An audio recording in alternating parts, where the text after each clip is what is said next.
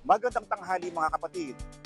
Pasok sa top searches na travel destination ng Pinoy travelers ang Boracay sa Aklan at ang Tokyo sa Japan. Sa top searches din ang Bangkok, Singapore, Taipei at Seoul sa South Korea.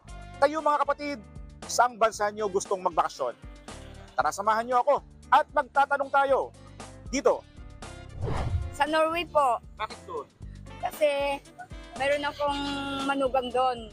Hindi pa ako nakarating doon eh. Okay. Korea po, sir. Bakit sa Korea? Hindi pa nakapunta dyan eh. Mga magandang pasyalan. Saka yung iba yung ano nila doon. Lima ba yun? Amerika po. Bakit sa Amerika? Gusto ko po ma-experience yung season nila doon, yung winter, ganun po. Siguro po sa Korea. Diba, isa siya sa mga nangungunang bansa. Siguro may mga magagandang tanawin doon, mga tourist spot, mga ganun. O kung naghahanap ka ng Koreano? Pwede rin kung may magkakagusto.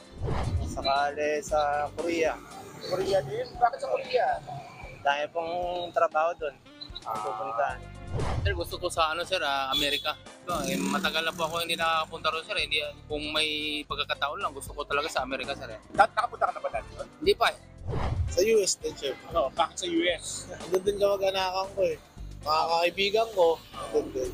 Makalanggap na lang ng snow. Kumbaga, bigyan lang ng bukaton na maano ng snow ba sa balat. Okay, sige. Ako ang inyong hanin ng bayan, ang tunay at nag-iisang pantanggal umay sa pananghalian.